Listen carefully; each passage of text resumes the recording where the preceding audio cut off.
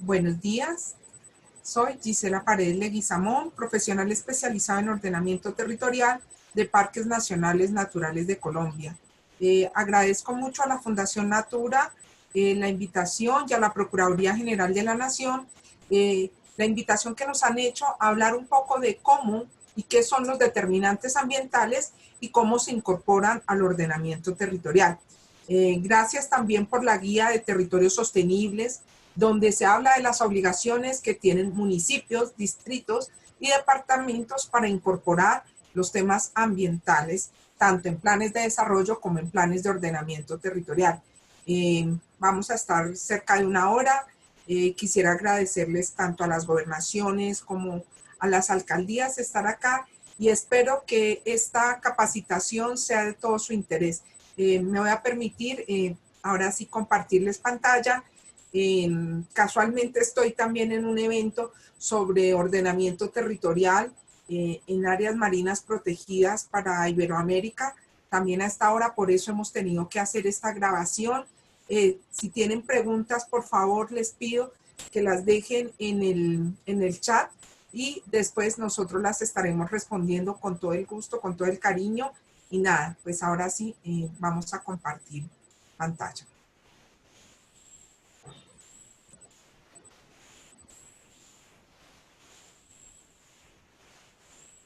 Bueno, lo primero es decir cómo es importante para poder incorporar los determinantes ambientales en el ordenamiento territorial tener una visión integral del territorio.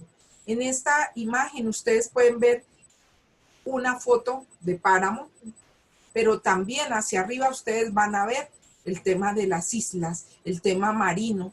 Y quiero decirles que precisamente para poder conservar el mar, el océano, es necesario que nosotros desde las ciudades comencemos a trabajar en la gestión de residuos sólidos, de vertimientos, en la conservación de biodiversidad. Como ustedes sabrán, el río Magdalena nace en Puracé, allá en el macizo colombiano, y va a terminar ¿dónde? En Pueblo Viejo y en Sitio Nuevo, ahí también al pie de Barranquilla, en el Caribe colombiano. Es decir, está pasando cerca de 500 municipios. ¿Esto qué me quiere decir? Que tengo que tener una mirada integral del territorio. Lo que les voy a comentar es producto de la experiencia. No solamente les voy a hablar de lo que dice la normatividad, sino desde casos pilotos que hemos trabajado desde el 2012 a la fecha. Estamos intentando ver cómo podemos trabajar de manera conjunta hacia la integración de las áreas protegidas de toda la biodiversidad en planes de ordenamiento territorial. Parte de la experiencia que les comentaré está hacia lo que estuvimos trabajando en la Ciénaga Grande de Santa Marta, hacia San Juan Nepomuceno Bolívar, hacia Arjona Bolívar, San Onofre Sucre. Estamos hablando de lo que estamos trabajando en Tadó Chocó, con el territorio colectivo de Azocazán, de lo que estamos trabajando también en Nevado del Huila, Las Hermosas, hacia la integración de gestión de riesgo, ordenamiento territorial, hacia lo que estamos mirando en Santa Rosa, Cauca, donde hay 5 áreas protegidas en un municipio, y ese municipio es súper importante porque de él depende el agua y servicios ecosistémicos para el Caquetá, para el Putumayo y para Nariño. Pero también hablaremos del caso de Alto Fragua, Indiguasi, en los municipios de San José de Fragua y Belén de los Andaquíes, y por supuesto, ¿qué pasa cuando soy un municipio fronterizo? Hemos estado trabajando en Leguízamo, Putumayo, mirar cómo los ecosistemas trascienden los límites político-administrativos, no solo de municipios y departamentos, sino también de naciones. Y por supuesto, estamos mirando lo que ha pasado en la Orinoquía colombiana con el modelo de ocupación territorial, que también me lleva a pensar que es necesario mirar en escala supramunicipal lo que está ocurriendo con la conservación de la biodiversidad, con el uso del territorio para actividades productivas, agropecuarias, petroleras, turísticas, entre otras. Estas son parte de las instituciones que nos han apoyado en diferentes momentos en ese proceso que hemos llevado. Pero también es decirles que cuando usted va a trabajar determinantes de ordenamiento territorial, usted tiene que trabajar a escala municipal. Yo quisiera que eso nos quedara claro. Y trabajar a escala municipal es primero con los habitantes del municipio. Es decir, está usted trabajando, allí hay comunidades campesinas, hay comunidades negras, hay comunidades indígenas, hay comunidades urbanas. ¿Ellos qué piensan? ¿Qué quieren? ¿Cuál es el futuro? ¿Cuál es el desarrollo que quieren para su municipio? Ningún municipio en Colombia, ningún departamento en Colombia, ninguna entidad territorial ni ninguna autoridad ambiental hemos sido capaces de producir ecosistemas, hemos sido capaces de crear el agua. Esto es algo natural. Y como dicen las comunidades indígenas, el territorio está ordenado y lo que está ordenado, ¿sabe qué es? ¿Dónde están los ecosistemas? ¿Dónde nace el agua? ¿Por dónde transita y hacia dónde va? Y las especies también nos dicen que es por allí. Por eso es importante que tengamos en cuenta. Algunos dicen que el ordenamiento territorial hay ordenamiento ambiental y ordenamiento territorial. Quisiera decirles que todo ordenamiento territorial es ambiental, porque es necesario tener en cuenta que estamos encima de esa base biofísica y de ella dependemos para todas las actividades que hacemos. Por supuesto, hay unas labores que tienen que hacerse a nivel departamental, a nivel regional, a nivel nacional o incluso fronterizo. Con base en esto es que les voy a hablar de todo lo que implica, lo que son determinantes de ordenamiento territorial y cómo se aplican, cuáles son los desafíos. Esto es lo que vamos a ver. Lo primero es unas claridades conceptuales sobre lo que es ordenamiento territorial. Luego un repaso muy rápido sobre lo que es normatividad del ordenamiento territorial, las competencias y escalas de ordenamiento territorial, y ahí sí por qué la biodiversidad debe integrarse en los instrumentos de desarrollo y ordenamiento territorial. Y ustedes dirán, pero si hoy hablamos de ordenamiento territorial, ¿por qué se va al desarrollo? Recuerden que ustedes estuvieron trabajando recientemente la formulación de sus planes de desarrollo, que son las que comenzaron ejecución y ya van, pues bueno, serán 3 años los que faltan para ejecución. Oiga, ¿y usted cómo está articulando su plan de desarrollo con su plan de ordenamiento territorial? Oiga, ¿y cómo incluyó el tema ambiental en su plan de desarrollo y ahora en el plan de ordenamiento territorial? Quiero decirle, mi amigo, que si solo lo incluyó en el tema de reciclaje o si solo lo incluyó en temas de educación ambiental, ahí avanzó en 2 puntos, pero en esta presentación vamos a ver otros elementos. Por ejemplo, su secretario de planeación, su secretario de Agricultura o de Desarrollo Rural, ¿cómo está trabajando el tema ambiental? ¿Cómo su secretario que está encargado de obras públicas y todo el tema de infraestructura está mirando el tema ambiental y el ordenamiento territorial? ¿Acaso la persona que está encargada de turismo, de hacer el plan sectorial de turismo, está teniendo en cuenta dónde sí se puede y dónde no se puede hacer turismo y cómo se podría hacer de una forma coordinada que nos permita conservar, por una parte, esa oferta ambiental, pero por otra, garantizar que a largo plazo también el turismo va a ser una oportunidad de desarrollo de verdad sostenible? ¿Dónde se están haciendo las actividades industriales? ¿Dónde está usted proyectando vías? Son temas que vamos a ver, por eso hablamos de desarrollo y ordenamiento territorial. También vamos a ver unos desafíos, pero también unas oportunidades para la incorporación de los determinantes ambientales. Espero que en este viaje que iniciamos en este momento sea de todo el gusto para ustedes, como es el gusto para mí estar acompañándolos hoy. Lo primero es tener unas claridades conceptuales sobre lo que es ordenamiento territorial. Y quisiera decirles que en un país tan multiétnico y pluricultural como es Colombia, hay diferentes conceptos de territorio.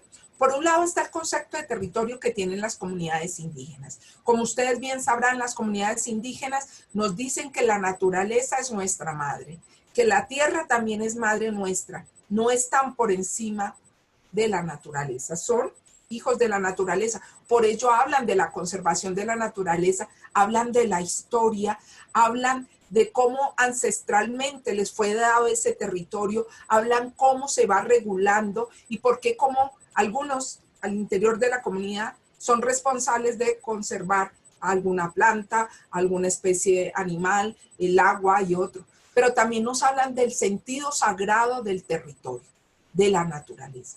¿Y por qué se pide permiso para utilizar la fauna? ¿Por qué se pide permiso para utilizar la flora? Y porque hay momentos específicos. Eso es una lógica que hay desde la mirada de territorio. Otra es la mirada de territorio que tienen las comunidades negras, raizales y palenqueras.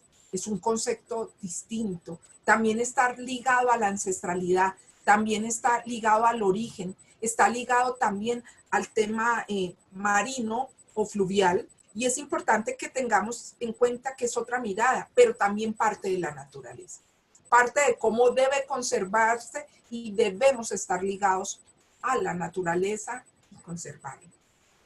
Recuerden que en 1932 inició la lucha formal de las comunidades originarias, como llamaban, los tribales, para la reivindicación de los derechos de las comunidades indígenas y negras a que fueran reconocidos por tres temas: una cultura propia, la existencia de su territorio, la autonomía, y en ese sentido estamos hablando de cómo después, hasta el año 89, se suscribe el convenio 169 de la OIT, que reconoce los derechos territoriales, el respeto al conocimiento, el respeto a las prácticas tradicionales, a las formas propias. Y de allí sale la ley 21 del 91 para comunidades indígenas y la ley 70 del 93 para comunidades negras. Esto es un principio ya constitucional, donde Colombia se reconoce como multiétnica y pluricultural. Pero ¿qué decir? Pluricultural. Oiga, no somos lo mismo, pero eso no es malo. Resulta que nos hemos ido adecuando a las características ecosistémicas. Cuando usted va al Caribe, hay unas condiciones ecosistémicas particulares. Está el Mar Caribe, por ejemplo, está la Sierra Nevada de Santa Marta, está la Serranía del Perijá, está la Macuira. Hay una forma de ser, un sentimiento, y no solo la forma de hablar, la gastronomía, la música nos dice que son diversos. Otra cosa es cuando usted va a los llanos orientales, cuando usted va a la Orinoquía, es otra forma de haber construido en la sabana, una forma de cuidar los morichales, una forma de asociarse con los humedales, una forma en la cual la gente durante un tiempo estaba haciendo sus procesos productivos allí y otro tiempo lo dejaba descansar. Por eso había conservado los humedales. Otra cosa es la Amazonía, de pueblos indígenas, ancestral, también fronteriza, tiene otra mirada de territorio. Allí tenemos resguardos indígenas y varias etnias que nos están diciendo cómo llegó a él. La serpiente ancestral fue creando los clanes y fue, por supuesto, trabajando todo el tema de cuál era la cultura. Y si me voy al Pacífico, el Pacífico también es diverso. Por eso casi el 80% del Pacífico está titulado como comunidad negra o titulado como resguardo indígena. Y ahí es importante mirar que también hay digamos, esa diversidad cultural. ¿Y qué decir de la región andina? También somos distintos. No es lo mismo el antioqueño a la persona que es de Risaralda, de Caldas, de Quindío, y no es lo mismo que la persona que es de Santander, norte de Santander, o los bogotanos, o los nariñenses, ¿cierto? Fíjense en que somos un crisol, o sea, es algo importante. Por eso fue que nosotros, o sea, por allí entró parte también como de lo que se habló de colonización hacia lo que es Sudamérica. Y nosotros también tenemos un sincretismo cultural importante. ¿Esto qué quiere decir?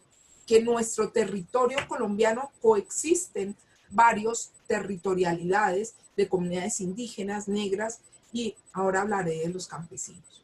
Pero también Colombia es un estado unitario, una república unitaria, que tiene y se ha organizado político-administrativamente en departamentos, en municipios. Algunos de esos municipios en el marco de la ley 1617 han transitado a ser distritos especiales.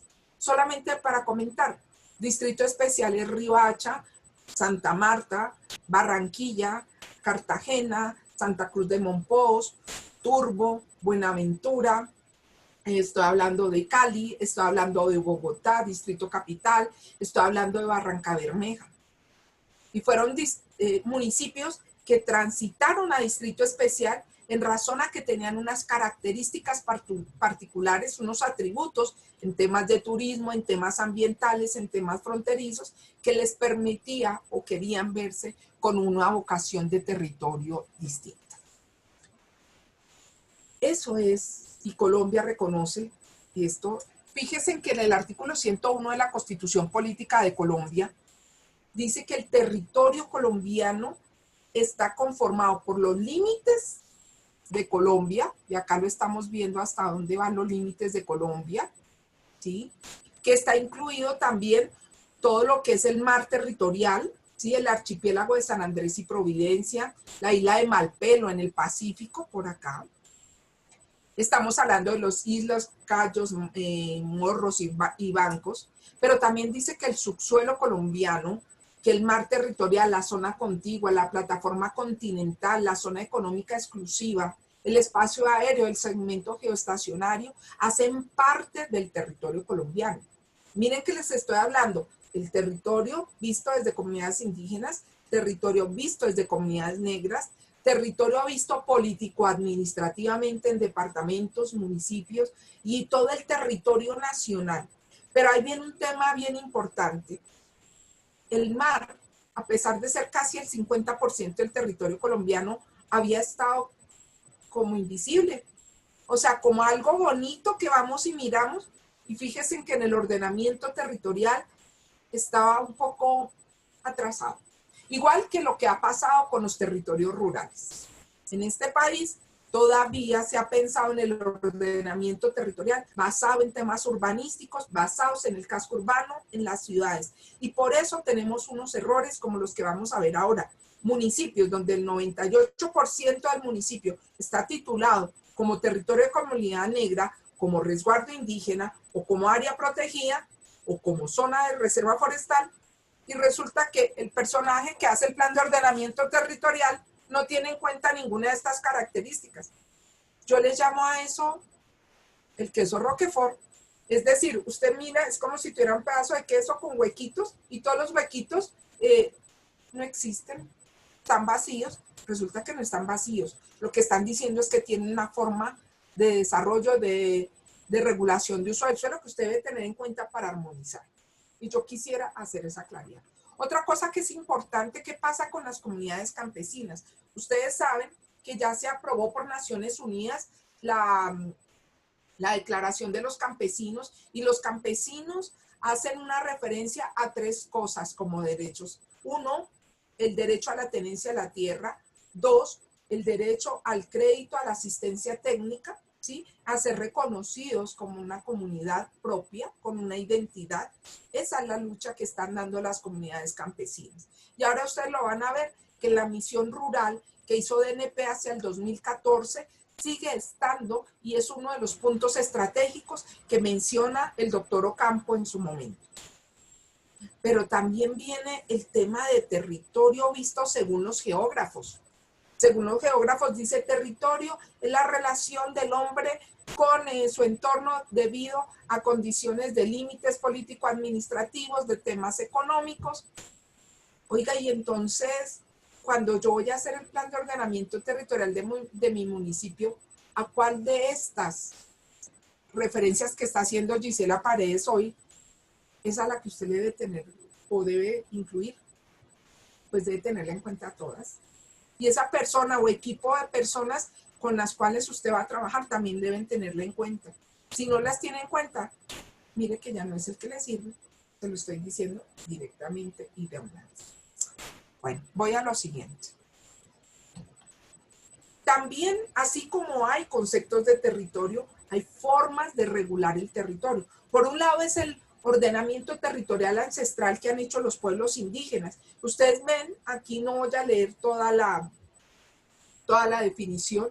Mira, habla de los sitios sagrados, ¿sí? Que es donde les dice dónde está el territorio, pero también es el que les da, dice él, quien vigila, quien asesora, ¿sí? Quien dice cuáles son los linajes que deben cuidar determinado sitio. Pero también habla de que haya unas autoridades tradicionales. Para este caso, aquí puse lo que son el caso de la Sierra Nevada de Santa Marta. En la Sierra Nevada de Santa Marta hay una condición particular. Si usted es del Caribe colombiano, sabrá que la Sierra Nevada de Santa Marta está en La Guajira, en Cesar y en Magdalena.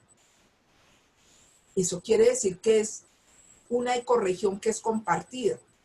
Pero además de eso están más de 12 municipios. ¿Qué quiere decir? Que esos 12 municipios tendrán que mirar cómo se están relacionando, aunque cada uno haga su plan de ordenamiento territorial, hay temas que son supramunicipales y que deberán tenerse en cuenta. Y allí recuerden que en la Sierra Nevada de Santa Marta hay algo bien interesante, la ley de origen o de línea negra de los pueblos de la Sierra Nevada de Santa Marta. Y es un elemento que está a nivel de Ministerio del Interior, salieron los puntos de línea negra, de hecho el decreto 1500 los amplió hace 2018, en el 2018, es algo que yo debería tener en cuenta para hacer mi plan de ordenamiento territorial y espero que ustedes lo hayan tenido en cuenta para hacer su plan de desarrollo municipal o departamental. Oiga, una pregunta, ¿alguno de ustedes sabe cuántos pueblos indígenas hay en Colombia? Bueno, les voy a dejar pensar 2 minutos. ¿Alguno diría 30, 20, 10, 100 o no sé?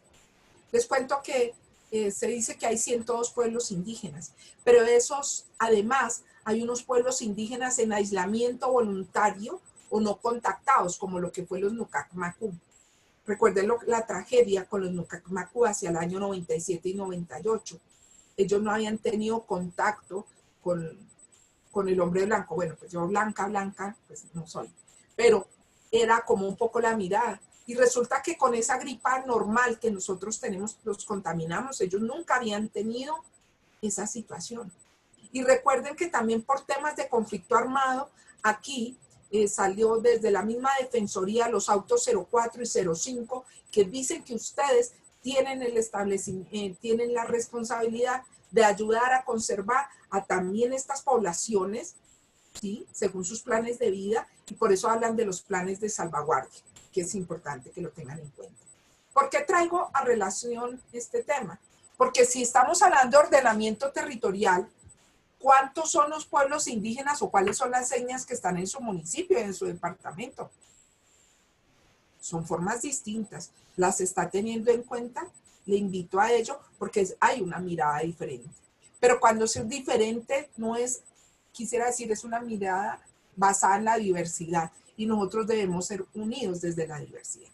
Hay otro concepto y es el de ordenamiento territorial municipal y distrital, que es con el que ustedes van a estar más relacionados, que es este artículo 5 de la ley 388 del 97. Quisiera decirles que hace 2 semanas el Ministerio de Vivienda, con su decreto 1232 del 2020, hizo un ajuste a algunos temas de planes de ordenamiento territorial de la ley 388, en temas de especificar mucho más lo que son algunos contenidos, en temas de concertación, y eso les invito a ver.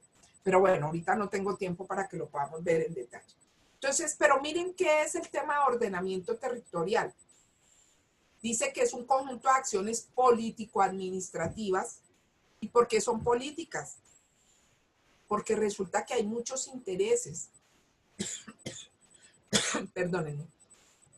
¿Intereses de quién? De las comunidades indígenas, de las comunidades campesinas, de las comunidades negras, de los habitantes urbanos, de los industriales, de los concejales, del alcalde, de los habitantes urbanos, de las ONGs que están allí, de las autoridades ambientales.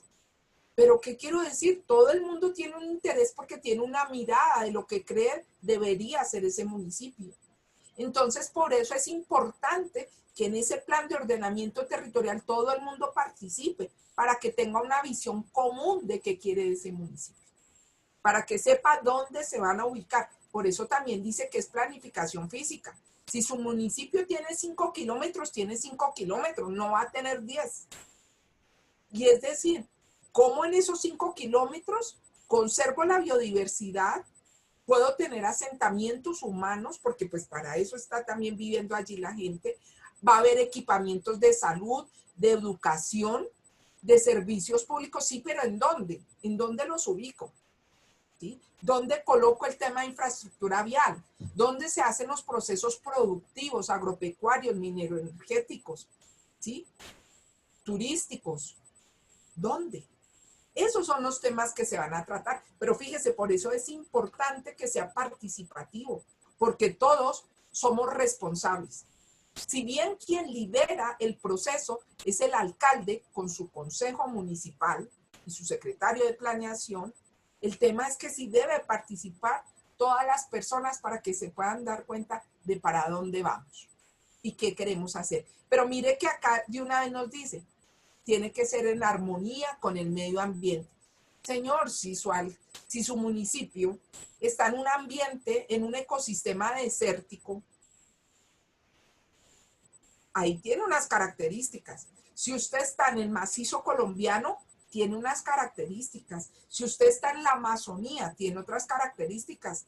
No son mejores ni peores que otro lado, son las que son. Y usted, con base en esos ecosistemas, tendrá que planificar. Si usted no tiene en cuenta eso, hace lo que nos ha pasado en el país. Se contratan personas que van ya a hacer planes de ordenamiento territorial que son iguales para cualquier sitio del país y eso nos está generando grandes problemas, porque es que cada municipio tiene que mirar cuál es el contexto territorial. Pero también hacia el año 2011 se expidió la ley 1454 del 2011. En esa ley básicamente lo que se hace es distribuir competencias, hablar todo el tema de esquema asociativo y se amplían los principios de ordenamiento territorial. Hoy, pues no puedo hablarles de ello, yo creo que ya lo habrán hecho en la capacitación. También es importante que en las claridades conceptuales tengamos en cuenta que hay diferentes visiones de lo que es desarrollo, de los pueblos indígenas, de las comunidades negras, de las comunidades campesinas, de los habitantes urbanos. Cada uno tenemos una forma.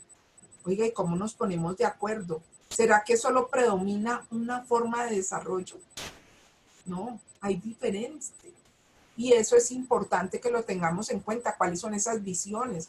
¿Cómo se respeta lo tradicional, lo ancestral? Pero también, ¿qué es lo que necesitamos a nivel de innovación para la competitividad territorial? Creo que ustedes y yo, por la pandemia, hemos tenido que ver que hay que regresar a lo importante. Oiga, ¿cuáles son sus principios, sus valores? ¿Qué es lo que estaba pidiendo su municipio? ¿Tenía el agua suficiente o tiene el agua suficiente para enfrentar este virus con el que estamos? Fíjense en ustedes, y eso lo vamos a ver en una diapositiva, cómo el tema de COVID ha sido más urbano. Y eso también nos está diciendo cómo es que estamos planificando nuestras ciudades. Y de hecho, ahorita a nivel mundial se está hablando de cómo tendríamos que fortalecer el tema de conservación de naturaleza para poder salvarnos nosotros mismos. Aquí quisiera mencionarles acerca de, espérenme un momento, corro esto para acá que puede estar molestando. Listo.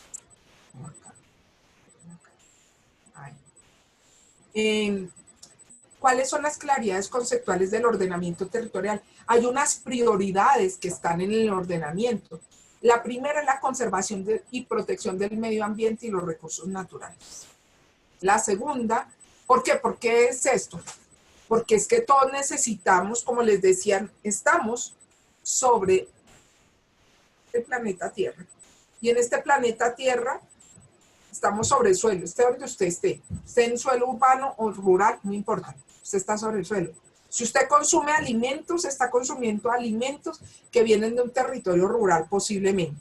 Si usted está consumiendo agua hoy para bañarse, para tomar agua, para hacer sus procesos industriales, también vienen de la naturaleza. O sea que esto es algo que es común a todos, no importa la raza, no importa el sector económico, no importa si es autoridad ambiental o entidad territorial, esto es algo que es común a todos, el tema del medio ambiente y los recursos naturales. Pero igual que esto está el tema de amenazas y riesgos naturales. Todos tenemos el derecho a estar en un territorio seguro. Seguro ante amenazas hidrometeorológicas, ante amenazas geológicas como podría ser una erupción volcánica, como podría ser un sismo. Pero también dentro de las prioridades del ordenamiento territorial está el quiénes somos, de dónde venimos. Dicen que quienes olvidan su historia están condenados a repetirla. Por eso cuando tú vas a Europa, te muestran los puentes, no, solo tiene 900 años. Esta iglesia solo tiene 800 años. Y aquí vemos una iglesia o vemos o algún patrimonio arqueológico que está por ahí. Ay, no, pero es que esto es muy viejo, tiene 20 años. No, tenemos que renovarlo. ¿Por qué? Porque sí. Porque queremos ser modernos en todo. Y yo digo, claro, hay zonas donde tendremos que hacer procesos de renovación urbana, por ejemplo. ¿Sí? Pero, oiga, cuidar nuestro patrimonio, reconocerlo es importante. También son prioridades del ordenamiento territorial la infraestructura vial nacional, portuaria, aeroportuaria y los servicios públicos. Esto es súper importante también en el ordenamiento. A partir de esto es que salen los determinantes de ordenamiento territorial. ¿Y cuáles son los determinantes? Bueno, ahora voy a hablar de los determinantes, pero quisiera decirles que la normatividad en ordenamiento territorial en Colombia es bastante amplia. La primera, acá se me quedó la ley segunda del 59, donde dice que debe conservarse el bosque y todos los nacederos de agua del país. ¿Para quién? Para los habitantes de la nación. Que el bosque porque produce agua, porque retiene el suelo y evita desastres.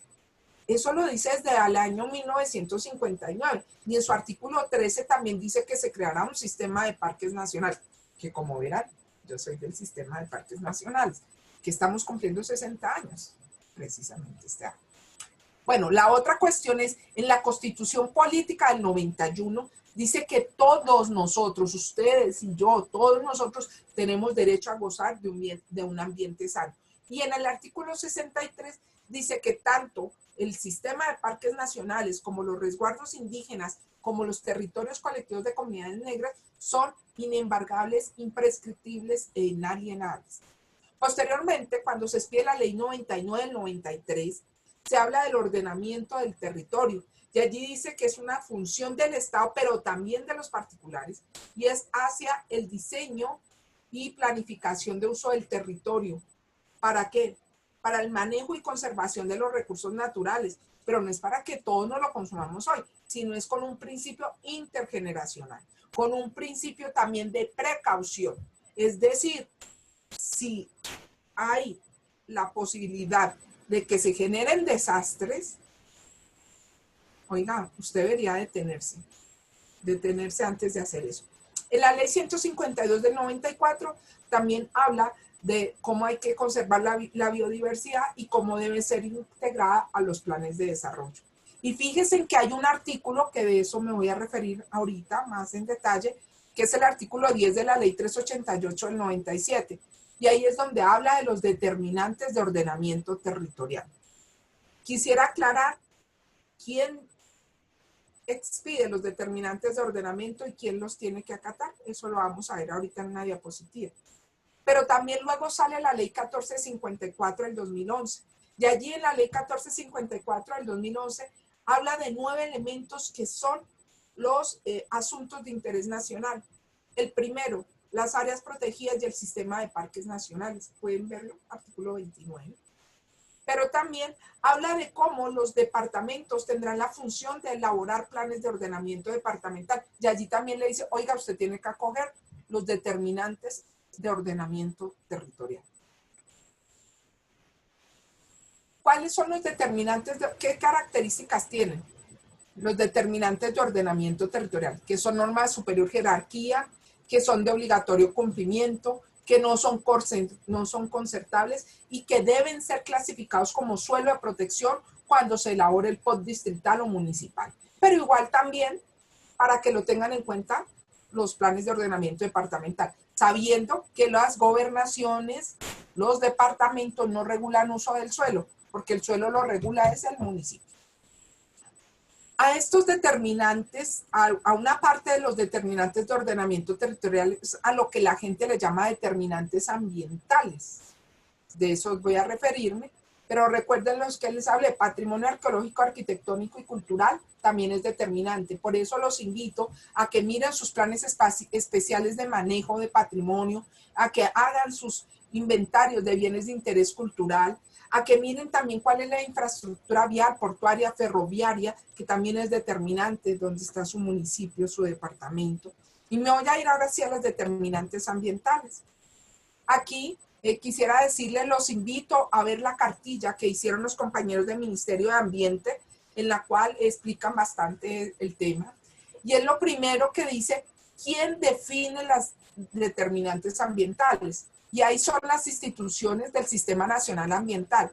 Particularmente está hablando de las corporaciones autónomas regionales o de desarrollo sostenible. Ellas son las que definen cuáles son los determinantes ambientales para ese municipio y que por supuesto también deberán ser acogidas por los departamentos. Pero recuerden también una cosa, parques nacionales también es autoridad ambiental y entonces parques nacionales regula el uso del suelo, de límites del parque hacia adentro, regula el uso del suelo y eso donde usted puede mirarlo en el plan de manejo del parque. También que dice los determinantes que estaba viendo un poco algún concepto que decían, y ese condicionamiento del uso. Claro, porque está diciendo que hay diferentes características y formas en que se podría utilizar. Vamos desde usos condicionados hasta usos prohibidos que podría haber en un territorio. Y en ese momento, pues se está viendo cuál es la prioridad para ese territorio y en función también de la nación. Miren este mapa que tenemos acá. Colombia solamente tiene 8.000 ecosistemas, hágame el bendito favor. ¿Usted cree que el plan de ordenamiento territorial acá de Leticia va a ser igual al que esté pasando aquí en esta zona, por allá en Leguízamo? A pesar de que son amazónicos, los ecosistemas son diferentes.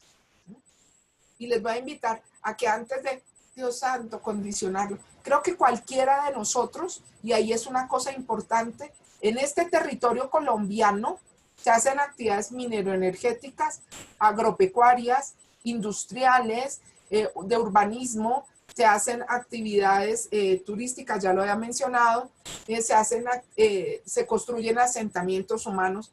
¿Cuál de esas que he mencionado requiere servicios ecosistémicos? ¿Cuál de ellas depende de la biodiversidad? Pues todas. Y resulta que si no se regula solo un sector, se consumiría todo el agua del país.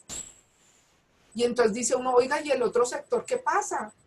Si es necesario producir alimentos, como el sector minero-energético se va a consumir toda el agua, o viceversa, o el sector turístico, ¿no? ¿Sí me explico? Cualquiera de ellos. Para eso se hace la regulación, para que todos podamos tener acceso a esos elementos, a esos servicios que presta la naturaleza y de la cual dependemos todos. Y ustedes dirán, oiga, pero al transporte sí le importa. Cuando se ha secado el río, ¿ustedes creen cómo usted puede hacer transporte fluvial si no hay agua? Y hay muchos municipios en el país que su mayor cantidad de transporte es fluvial. Si vamos por acá a todo lo que es la depresión Momposina, Mojana, Río Magdalena y toda esta zona de acá, acá de los humedales del Magdalena Medio, usted se transporta desde Barranca hasta Simití, San Pablo, Santa Rosa, es por el río. Si se seca el río, ¿usted qué hace, hermano? Pero lo mismo pasa acá en la Orinoquía, lo mismo pasa acá en la Amazonía. Por eso el agua, el mantener el agua es importante. Estoy dando solo un ejemplo de todos los servicios ecosistémicos. Pero también es importante tener en cuenta allí que se requiere una gestión integral del recurso hídrico. Les dije que por acá nacía el río Magdalena, pero va a caer aquí. Todo esto que pasa en toda esta zona dice que se requiere un trabajo integral entre varios departamentos, entre varios municipios, entre varias autoridades ambientales, entre nosotros como ciudadanos. ¿Pero está pasando eso, sí o no? Cuando estoy hablando del tema de páramos, los páramos ubicados por acá en la cordillera occidental, central, aquí en la cordillera oriental, que incluso, oiga, ¿ustedes sabían eso? Los páramos están solo en 4 países. Están en Ecuador, están en Perú, están en Colombia y están en Venezuela. Y atraviesan por la cordillera andina Colombia y van a dar hasta Venezuela. Ahí tenemos una responsabilidad que incluso trasciende los límites nacionales. ¿Y qué hablaré yo cuando estamos diciendo de la Amazonía? La Amazonía está en 9 países y allí tenemos una corresponsabilidad. Y es importante tenerlo en cuenta. También es importante que conservar la biodiversidad nos permite tener un ambiente sano. Fíjese en usted lo que estamos viviendo con la pandemia. En la medida que usted acaba con especies de fauna y flora, se van generando conflictos o se va generando que una especie que sea piedra angular de la cual dependen otras especies y por ende nosotros también estemos en riesgo. Mire lo que está pasando con las abejas. Si usted dice, pero a mí, ¿qué me importan las abejas? Señores, la polinización, el que usted y yo tengamos alimentos, depende de esas señoritas, de las abejas. Si usted no conserva el bosque y sigue metiendo agroquímico como hoy, bueno, quiero decirles que yo soy zootecnista. Ustedes dirán, claro, habla, no, soy zootecnista. Por eso mismo hago el llamado a que nosotros desde las ciencias agrarias tengamos en cuenta eso, que tenemos una corresponsabilidad para conservar la biodiversidad. El tema de que se están muriendo las abejas es una problemática. Se dice que Colombia puede ser que en 10 años no tenga abejas. ¿Eso qué quiere decir? Que nos vamos a ver sin alimentos o que nos toca alquilar, no, pues por avión, traer, no sé, abejas de Estados Unidos o no sé dónde para que vengan a hacer la polinización. Creo que algunos ya saben, en la Guanábana, en algunos sitios les ha tocado trabajar eso. También, ¿para qué nos sirve la biodiversidad y los determinantes ambientales? Para prevenir y mitigar el cambio climático. Resulta que de los bosques, acá no sé si ustedes saben, la Amazonía en su totalidad, la que está en los 9 países, produce el 20% del agua a nivel mundial. En la medida que usted acaba la Amazonía, está disminuyendo la cantidad de agua dulce del planeta. O sea, no solamente los departamentos Caquetá, Guaviare, Vaupés, sino trasciende a los otros países y al mundo, pues al planeta. Y no es exageración, es real el asunto. También resulta que, por ejemplo, a nivel marino se ha establecido que el mar, con el arrecife y otro, también absorben CO2, que es importante. Recuerden que estamos en un tema de cambio climático donde se ha ido incrementando el calor o la variabilidad climática, perdón, y esto está poniendo en riesgo y está incrementando incendios en algunos sitios, está haciendo que se desplacen especies o que otras dejen de existir. Y ahí estaríamos nosotros también allí. ¿Cuáles son algunos de los determinantes ambientales que tenemos? Resulta que se hablan los del medio natural, los del medio transformado, es decir, por ejemplo, todo el tema de planes de gestión integral de residuos sólidos, todos los temas de planes de saneamiento básico y vertimientos. Estamos hablando también los determinantes para uso del suelo rural, ¿sí? Y los de cambio climático. Sin embargo, yo ahorita quisiera adentrarme un poco en estos del medio natural. De estos que les estoy mostrando acá, todos esos son determinantes del medio natural.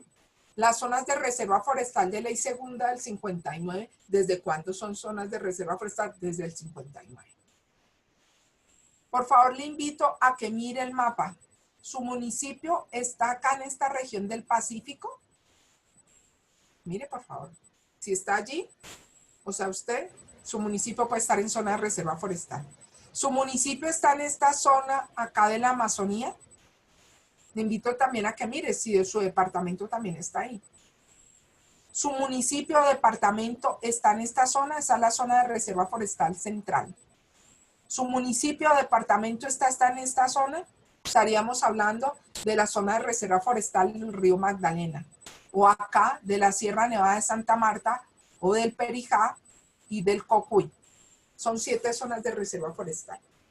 Importante que las tengan en cuenta. Como les digo, allí se protegen, ¿por qué? porque es donde se genera agua, porque es donde está el bosque, que bosque no es igual a plantación, porque es más biodiverso, se autorregula, se mantiene. Tal. Otra de las cosas y determinantes de ordenamiento territorial son las áreas del sistema de parques nacionales de Colombia, que actualmente son 59, y son declaradas y administradas por parques nacionales. Sin embargo, nosotros hasta en el 2010 también se dijo, no es solo la nación en el nivel nacional, perdónenme las palabras allí, la que tiene el deber, sino reconoció que era posible que también las entidades, las autoridades ambientales regionales también declararan áreas protegidas. Por eso ustedes ven este mapa y estas otras áreas están reglamentadas según el decreto 2372 del 2010, ya ahorita les digo las categorías. Pero lo otro es que tenemos cuencas hidrográficas y aquí está la macrocuenca Orinoco, la Amazonía, el Pacífico, el Caribe, Magdalena. ¿Sí? Oiga, ¿dónde está usted? ¿Qué pasa con los PONCAS que están allí? ¿Cómo usted va a ayudar a complementarlos, a ejecutarlos? Todo esto que le estoy hablando son determinantes, pero no es para fregarle la vida, perdónenme, no. Es para proteger también aquello que es de todos, lo que es el patrimonio natural que es colectivo, para proteger que usted y yo podamos vivir, que si usted tiene hijos, nietos, puedan vivir hacia un futuro, ¿sí? Acá también son determinantes los humedales. Acá ustedes ven que hay diferentes tipos de humedales en el país, o si usted está en una zona costera, también estamos hablando adicionalmente de otros determinantes como las unidades ambientales costeras que tenemos en el Pacífico y en el Caribe. Y aquí ustedes ven la mancha de páramos que tenemos también, que es otro de los determinantes. Importante, cuando usted va a trabajar su plan de ordenamiento territorial para armonizar los determinantes, que tenga en cuenta la zonificación que tiene cada uno de ellos. Por ejemplo, las zonas de reserva forestal son administradas por las corporaciones autónomas regionales, por delegación del Ministerio de Ambiente, tienen una zonificación particular, creo que se me está acabando el tiempo. Para el caso de áreas protegidas es importante que tenga en cuenta que hay gobernanza pública nacional, regional y que hay reservas naturales de la sociedad civil. Estas categorías que ven ustedes acá, toda esta parte, son las del sistema de parques nacionales. Estas son las reservas forestales protectores nacionales o los distritos que también podrían llegar a ser administradas por parques nacionales. En este momento, si está el alcalde de Tumaco, le quiero decir que ahí está Cabo Manglares, que es una de las áreas que administra parques nacionales. Pero están todas estas categorías: Parque Natural Regional, Distrito Regional de Manejo Integrado, Reservas Forestales, Distrito de Conservación de Suelos. Recuerdan que hay un Distrito de Conservación de Suelos en el Caquetá, queda en San José de Fragua, Belén de los Andaquíes, para que lo tengan en cuenta. Pero también hay reservas de la sociedad civil. Quisiera decirles que ahorita ya subió la cantidad de áreas protegidas que hay en el país, que son 1.343 más o menos. También, como estamos hablando de diferentes escalas, se dice, mire, las categorías de ordenación que tienen los PONCAS. Por un lado están estas áreas protegidas que les comenté, como las otras que son áreas complementarias para la conservación, áreas especiales de amenaza y riesgo, para tener en cuenta. Los humedales, y acá ustedes van a ver que hay diferentes tipos de humedales, unos que son transitorios, otros que son permanentes. Hay que conservarlos. Conservar el agua arqueológica que tenemos es fundamental. Nosotros nos estamos comiendo los recursos de miles de años en un momento. Dice, no, pero solo es pinchar ahí, no pasa nada. Recuerde eso. También algunos de estos humedales que hay en Colombia tienen una figura llamada, una denominación, que son sitios Ramsar, para que lo tengan en cuenta. El tema de páramos, ¿dónde están? Y aquí vamos centrándonos porque sé que ya estoy como en la parte final de la presentación. Disculpen, pues teníamos poco tiempo. Pero los páramos también son determinantes de ordenamiento territorial. Quisiera aclarar que se ubican en diferente altitud en cada zona, en cada cordillera del país o en la misma Sierra Nevada de Santa Marta. Por eso es que no se puede decir, no, simplemente a partir de los 2.000 metros, de los 3.300. Cada uno tiene esto. Y ahorita se está tratando de gestionar esta ley 1930 de páramos. Para ir recapitulando, usted, si es de gobernación, tendrá que formular el plan de ordenamiento departamental. Le invito a que mire el acuerdo con número 10 del 2016, que le dice los contenidos, los atributos, y recuerda que usted no regula uso del suelo, sino que usted da unos lineamientos de carácter supramunicipal que le permite a los municipios ver dónde se puede articular para trabajar temas estratégicos, como pueden ser temas de conservación de ambiente, como pueden ser temas de gestión de riesgo, proyectos productivos. Los municipios regulan el uso del suelo. Eso sigue siendo, eso viene de la ley 388. Aquí, como les decía, miren, parques nacionales y otras áreas protegidas también son determinantes, son asunto de interés nacional. Oiga, pero ¿y qué pasa si yo no tengo en cuenta los determinantes ambientales? Es que la gente es muy intensa. Podría pensar uno, para ponerme en ese chicharrón, perdónenme la expresión. Resulta que nos confundimos. Resulta que vamos generando otros instrumentos y no los que nos tocan. Resulta que nos vamos desarticulando. Y en la medida que vamos haciendo eso, vamos generando más conflictos. Y cada quien va planificando por su lado. Miren este ejemplo. Aquí estamos en la Sierra Nevada de Santa Marta. Hacia acá está el Magdalena, hacia acá está la Guajira, hacia acá está el Cesar. Esto es el Parque Nacional Sierra Nevada de Santa Marta, el que va en verde. Están los resguardos de la sierra en morado, que son los 4 resguardos: Huigua, Cancabamo, Cogui, me faltó uno, y Aruaco. Estos puntos son los puntos de línea negra o ley de origen de los pueblos de la Sierra Nevada de Santa Marta. Este achurado en rojo es la zona de reserva forestal de ley segunda de la Sierra Nevada de Santa Marta. Oiga, con eso les estoy diciendo, este es el ejercicio que hay que hacer allá. Si usted no mira esto, usted termina poniendo actividades donde no es. Y se comienzan a generar los problemas. Oiga, su plan sectorial de turismo en Santa Marta, ¿cómo vio este sitio? ¿Cómo lo incluyó? El plan sectorial, el plan portuario, ¿cómo? El plan de hidrocarburos, el plan de transporte, el tema del plan de agroindustria. Todos estos después tendrán que venir a hablar. Pero si usted no hace eso, va a pasar lo que nos está ocurriendo en la Ciénaga Grande de Santa Marta. Se construyó una carretera acá hacia el año 1956. Teníamos que conectarnos y efectivamente teníamos que conectarnos.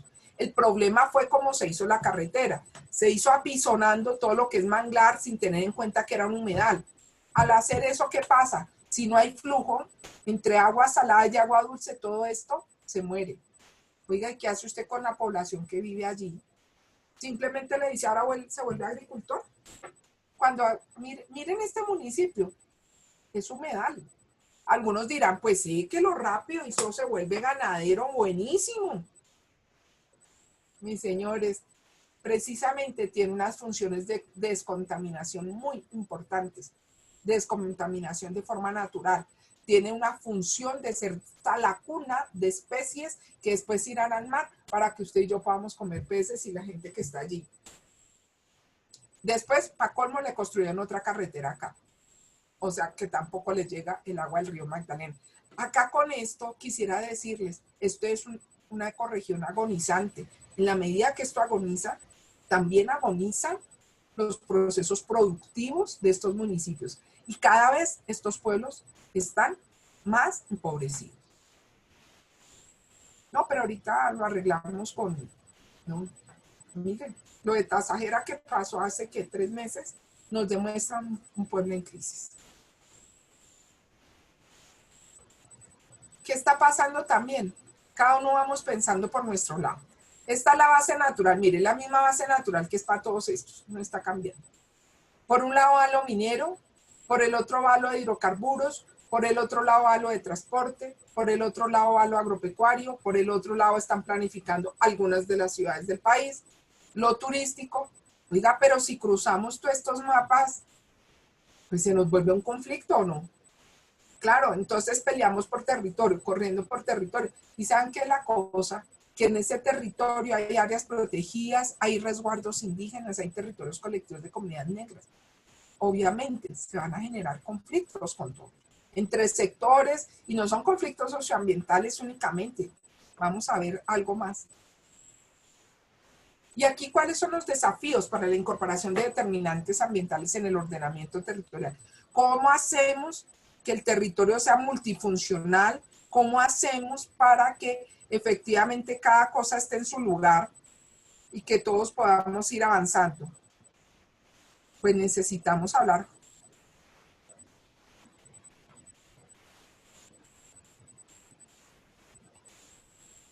Lo primero es que debemos mirar cuál es nuestro concepto de desarrollo.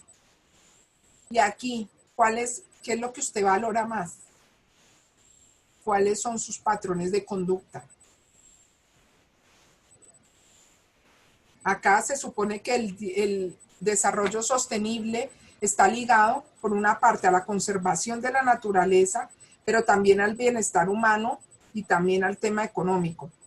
Pero entonces, ¿qué está pasando con nosotros? Privilegiamos alguno de los 3 patas del desarrollo sostenible o simplemente miramos una. Pero como a veces miramos en el corto plazo, no es que ahorita me renta muchísimo. Oiga, con las economías ilícitas se dice que, por ejemplo, con amapola son 1.5 toneladas de químicos que se vierten al agua por hectárea. ¿Usted cree que ahorita aparentemente ese cultivo ilícito le va, ¿cómo se llama eso? Le está generando altos ingresos a las personas que trabajan en ello, que es una economía ilegal? Mire los impactos. Mire la minería ilegal, lo que está pasando. Territorios que en 100 años no se van a restablecer. ¿Usted qué hace? ¿Para dónde va? ¿Puede transportar el municipio para otro lado, el departamento? No, porque nosotros nos quedamos. En un país como Colombia, que ha sufrido un conflicto armado por más de 50 años, ¿es posible pensar en desarrollo y ordenamiento territorial sin pensar lo que está ocurriendo? Cuando tengo más de 10 millones de personas desplazadas que están trasegando, puede ser que su municipio perdió población, o puede ser que ganó población, o simplemente está en ese tránsito de que desplaza o retiene. Eso también hace que los procesos de ordenamiento territorial sean mucho más complejos y también afecta el estado de la biodiversidad y los servicios ecosistémicos en el corto y mediano plazo. También en la misión rural que hizo el doctor Ocampo para DNP en 2014, el hombre hablaba de un tema, de los conflictos de la tierra. Y ustedes saben que ahorita venimos con catastro multipropósito y otros temas. Allí usted debe también garantizar que se conserve la biodiversidad y que también la gente tenga acceso a tierra. Y usted dirá, pero si está en determinantes ambientales, ¿por qué se fue para allá?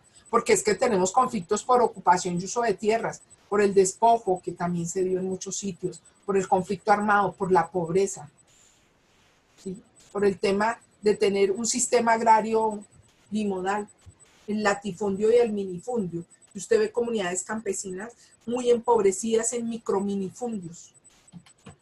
Y acá viene un tema que es importante, nos lo ha dicho el IGAC, 0.89 índice de Gini, es decir, que la concentración de la tierra, nosotros tenemos el primer puesto a nivel de Latinoamérica, es decir, que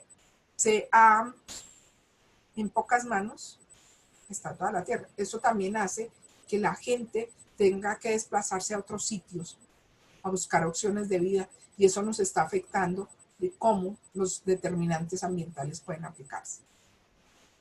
Esto nos dice, este mapa es de los conflictos socioambientales del continente. Mire cómo está Colombia, ni se ve Colombia, de todos los conflictos que tenemos. Y la UPRA, la Unidad de Planificación Rural y Agropecuaria, el IGAC había hecho el estudio, después la UPRA lo actualiza. Y dice, oiga señores, es que la actitud del suelo es para una cosa y la estamos utilizando para otra. Mire, dice que en Colombia, el territorio, hay 22 millones de hectáreas que serían aptas para producción agrícola. Y solo estamos utilizando 6 millones. Pero mire la otra. Dice que hay solo 15 millones de hectáreas con vocación ganadera y tenemos 38 millones de hectáreas. Es decir, que hay conflictos al interior del mismo sector agropecuario. ¿Cómo es posible que aquello donde se produce alimentos esté lleno de ganado? Y aquello que podría ser temas forestales y que fuéramos el primer renglón, digamos, también del país de exportadores, resulta que tenemos solamente 400.000 hectáreas, pero aquí saben que lo más crítico nos estamos llevando el bosque en pie. Y eso también está afectando nuestras posibilidades. Por algo, la sentencia 4360 del 2018, que la sacó la Procuraduría precisamente, está diciendo, ojo, que el territorio tiene derechos.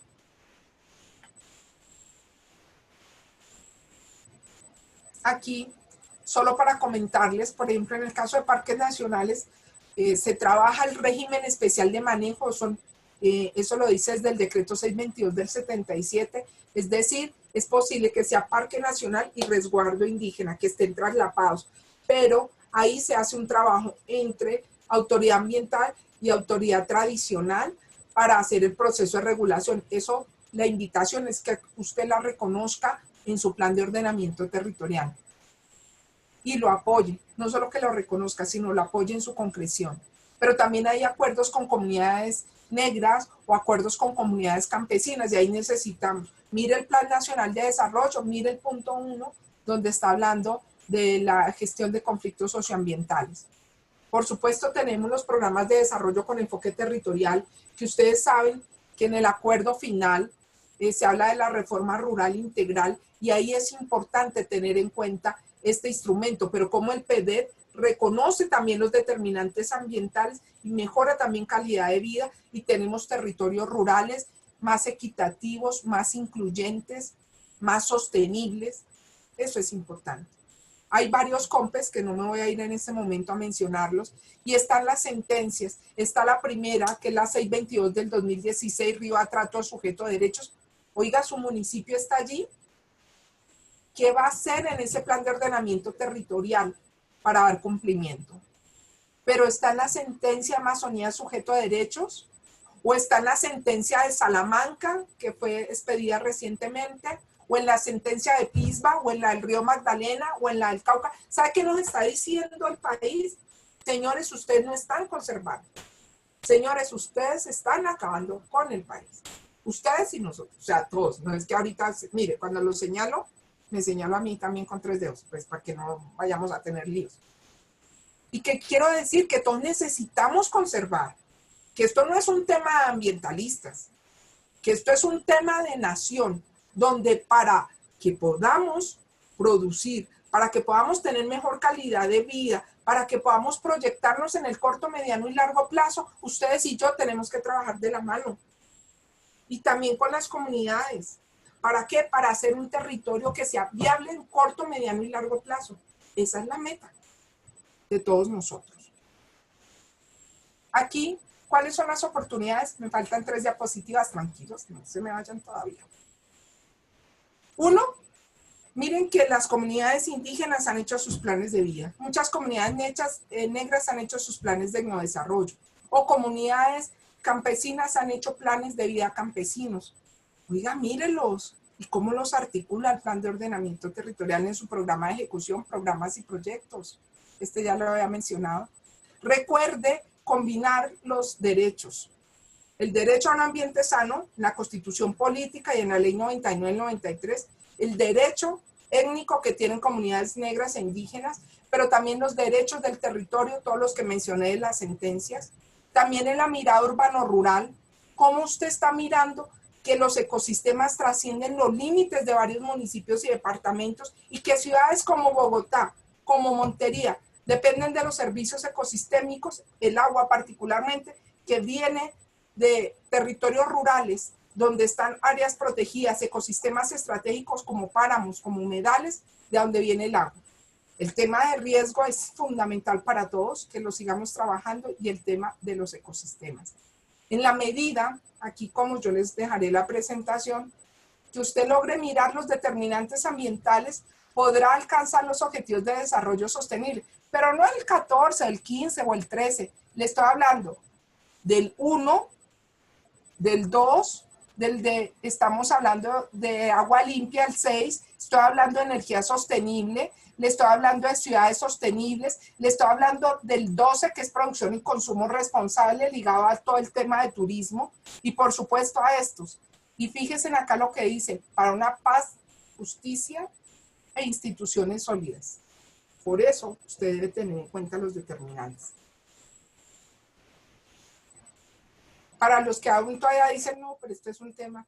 Solo quiero decirle, este estudio que estoy mostrando acá se hizo solo para algunas de las áreas protegidas. Hay 1.343 en Colombia. Lo invito a que nos apoye a trabajar en esto para conocer, para que más siguen. De 6 áreas protegidas del sistema de parques, depende el 31% del agua potable del país y el 50% de consumo indirecto. Los 12 grandes distritos de riego del país dependen del agua que viene de parques nacionales. El tema de gestión de alertas de riesgo, tanto sísmico como hidrometeorológico o geológico en temas de erupción volcánica, se hace al interior de parques, lo hacen nuestros compañeros del IDEAL o los hace el Servicio Geológico Colombiano. ¿Sí? Pero también la energía eléctrica se hace en hidroeléctricas como Urrá, que depende del Parque Paramillo, o Anchicayá, que depende del Parque Nacional Farallones de Cali, y etc.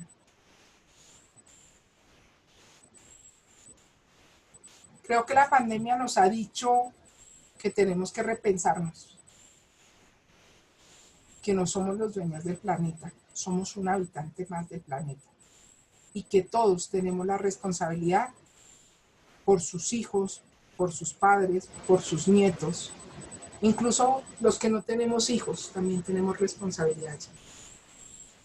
Hablar de determinantes ambientales no es el condicionamiento para los ambientalistas, es el condicionamiento para que la vida siga existiendo y que sea una vida digna, incluyente, productiva, competitiva para todos.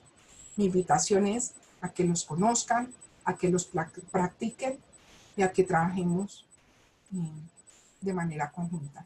La paz empieza ahí, cuando somos capaces de vernos como un conjunto de seres humanos habitantes de este planeta.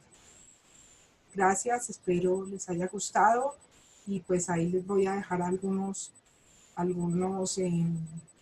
me voy acá. Hay algunos elementos que también nosotros hemos trabajado y que podrán bajarlos de la página. Mil gracias y bueno, hasta la vista. Y la vida es lo primero, la tuya, la mía, la del planeta. Y todos tenemos derechos a existir. Recuerda que cuando una especie se pierde, estamos más cerca de extinguirnos nosotros. Gracias.